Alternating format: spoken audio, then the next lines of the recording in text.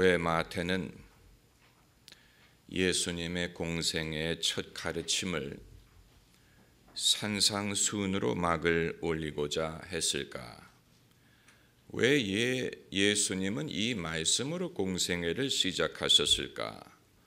다른 저자들은 그렇게 하지 않았는데 마가와 요한은 더 쉬운 방법을 택했습니다.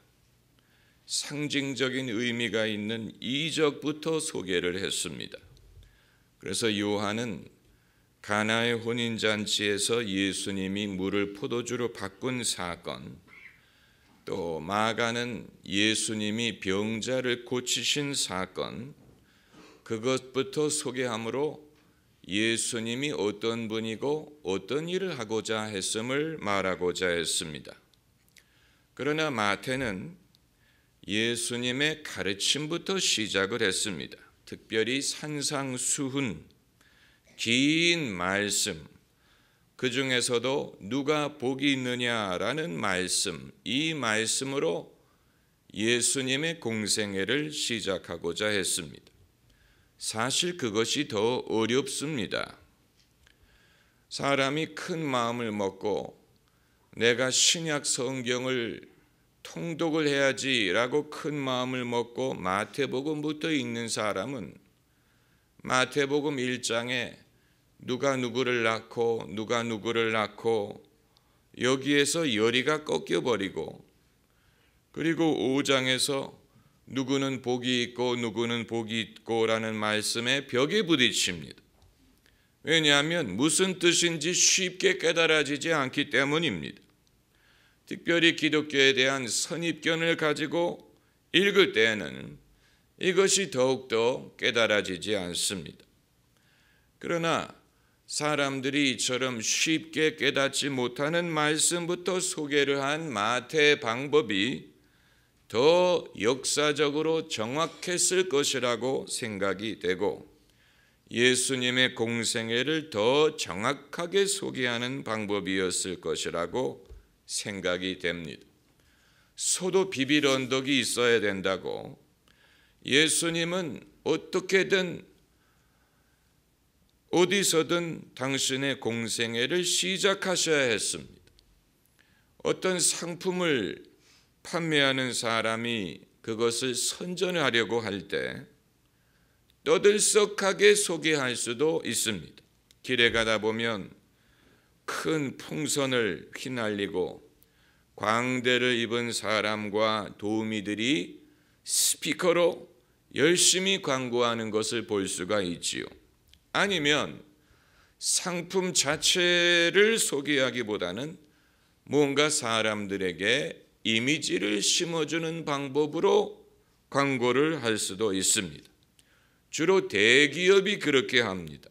LG의 사랑해요 LG 캠페인이라든가 포스코의 철이 세상을 만듭니다 같은 그런 이미지를 심어주고 그 다음에 제품을 소개하는 방법으로 광고를 할 수가 있는데, 예수님은 처음부터 당신이 누구인가에 대하여 말씀하지 않았습니다.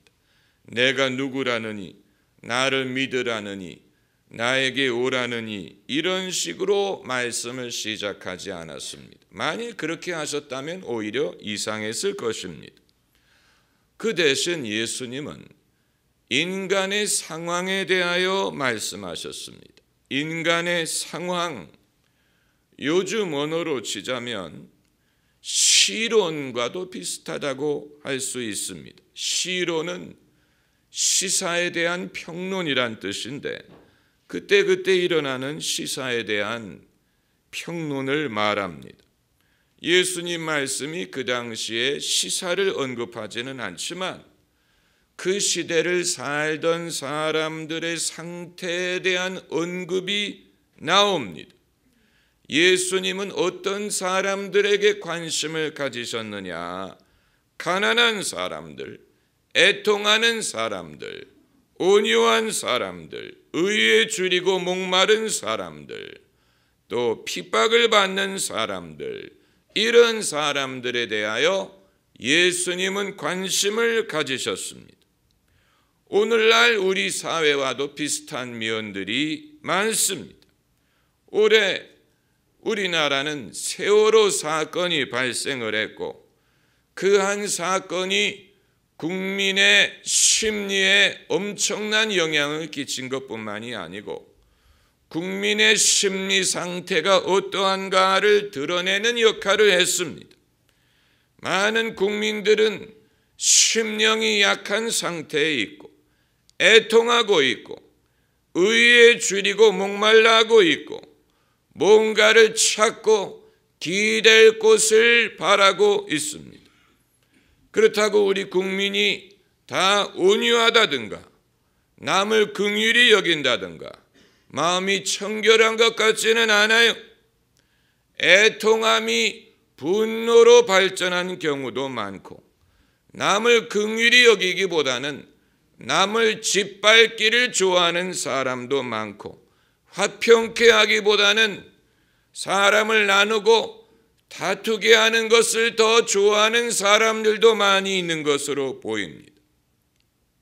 문제는 어느 누구도 약한 자로 여김받기를 좋아하지 않는다는 것입니다.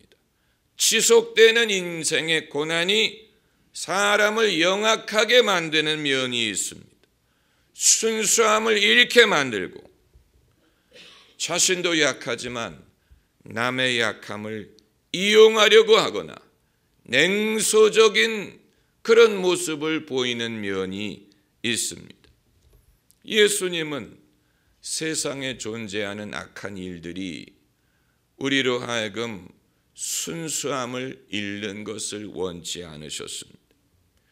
오늘 우리 사회에 여론을 인도하는 여론을 형성하는 사람들의 말을 들어보면 대부분이 누군가를 탓하기를 좋아하고 사회를 비판하기를 좋아하고 개혁을 요구하든가 그들의 목소리에 뭔가 안타까움이나 분노나 절박함이 배어 있는 것을 볼 수 있습니다.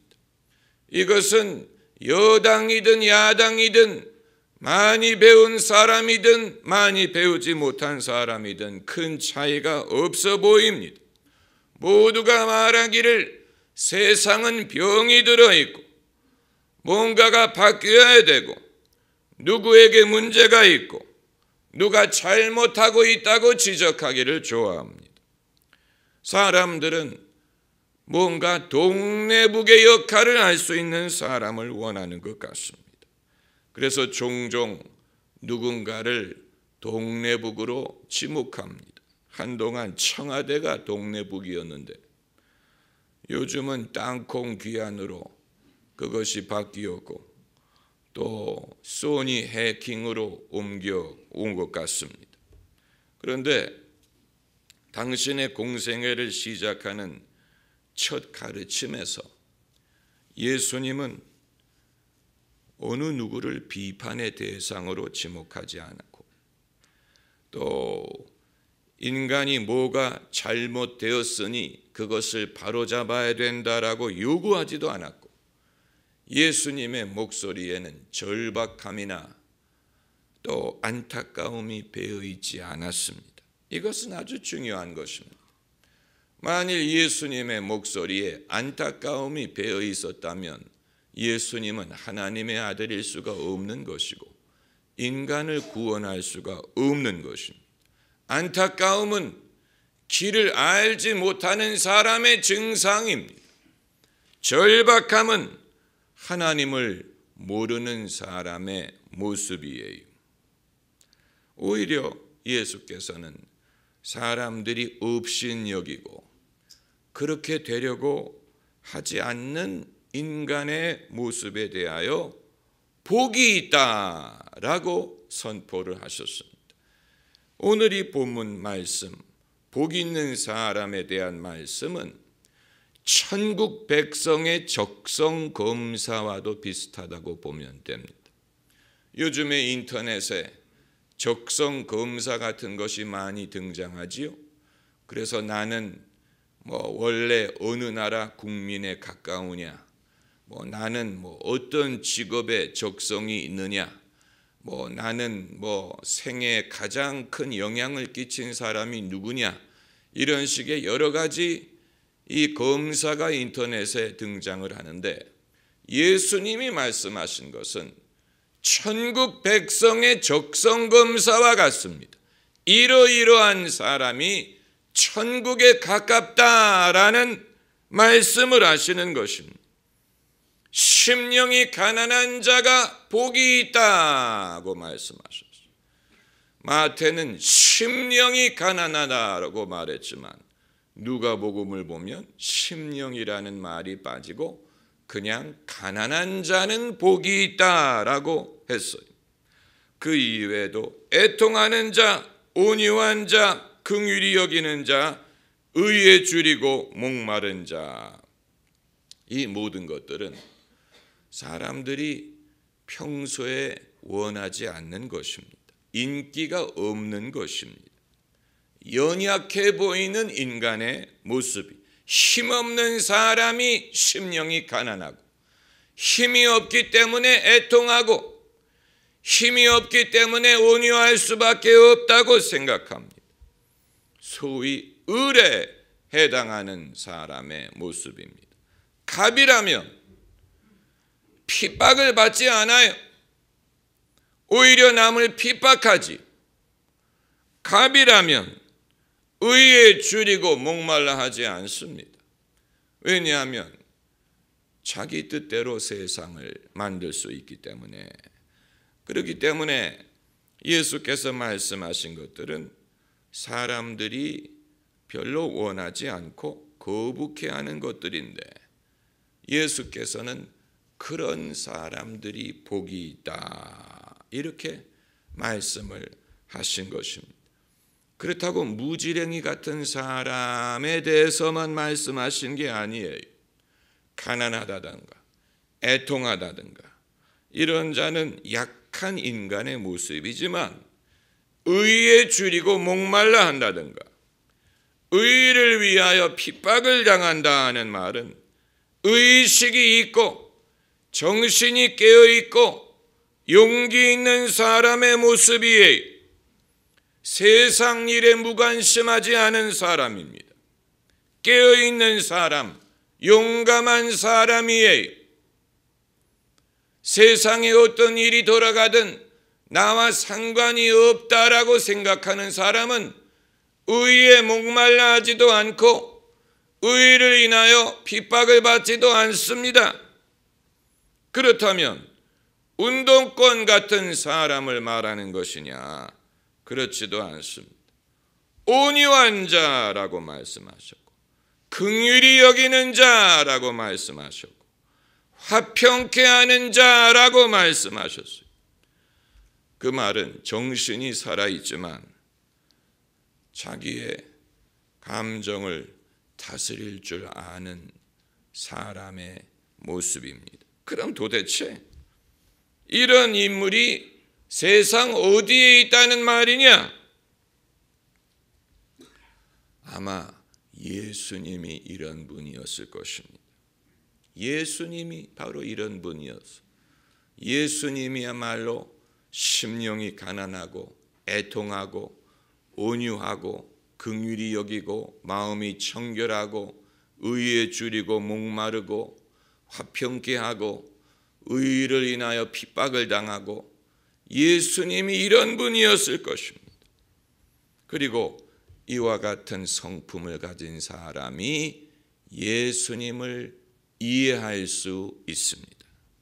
여러분, 오늘날 예수님을 구주라고 믿는 사람은 많지만 예수님을 제대로 이해하는 사람은 적은 이유가 예수님이 그만큼 신비하고 난해하기 때문이 아니고, 예수님이 제시하는 복이 있는 인간상에 대하여 대다수의 사람들은 별로 관심이 없고 그런 사람이 되고 싶어 하지도 않습니다. 그렇기 때문에 예수님을 구주로 믿기는 하지만 예수님을 제대로 알지 못하는 것입니다. 예수님이 2000년 전의 인물이었으니 망정이지 오늘날 오셨더라면 우리가 예수님을 반드시 좋아했으리라는 보장이 없습니다. 예수께서는 세상의 잘못을 지적하기 전에 모든 사람이 자기 자신의 모습을 돌아보기를 원하셨습니다. 나는 어떠한 사람인가? 진정한 복은 무엇인가? 나는 그런 복을 받고 있는가? 그런 복을 받고 있는데 모르고 있지 않은가? 아니면 내가 복을 받고 있지 못하는 이유가 무엇인가? 나는 정신적으로 깨어 있는가? 나는 천국으로부터 얼마만큼 멀어져 있는가? 이와 같은 생각이 우리 모두에게 필요한 것입니다. 이미 오랫동안 신앙생활을 했던 사람은 면역이 되어서 이런 것을 생각하려고 하지도 않고 깨닫지도 못합니다.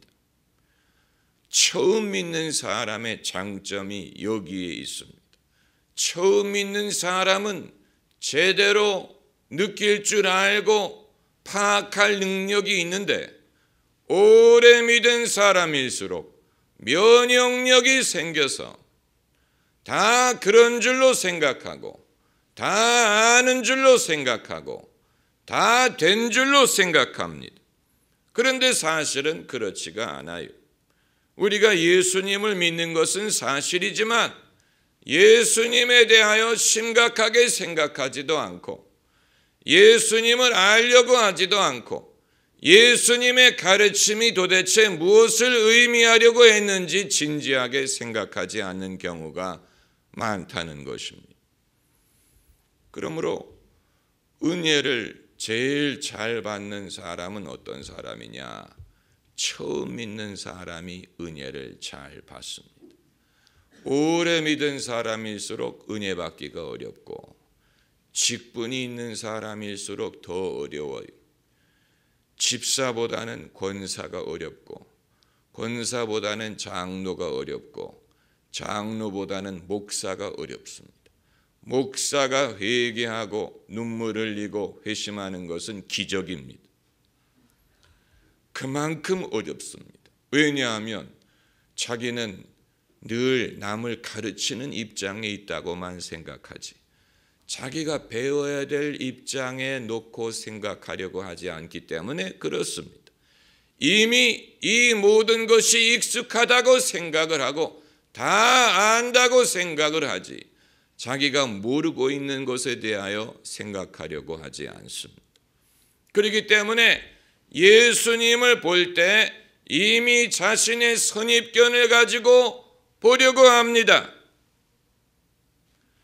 그러나 그때나 지금이나 예수님은 여전히 우리가 따르기 어려운 분이고 다 이해하기 어려운 분이고 우리가 늘 일평생 살면서 예수님은 무엇을 말씀하려고 하셨고 예수님은 무엇을 가르치셨고 무엇을 이루고자 하셨는지를 끊임없이 생각을 해봐야 됩니다. 그러므로 예수님은 사람들에게 질문을 던진 것입니다. 당신은 천국과 얼마나 가깝냐? 천국 백성의 적성이 얼마만큼 있느냐? 다만 여러분 이것은 끝이 아니고 시작이 당신의 말씀을 시작하실 때 이 말씀을 하셨습니다. 더 듣고자 하는 사람, 그 사람이 바로 예수님의 제자가 될 수 있는 사람인 것입니다. 할렐루야. 기도하십시다.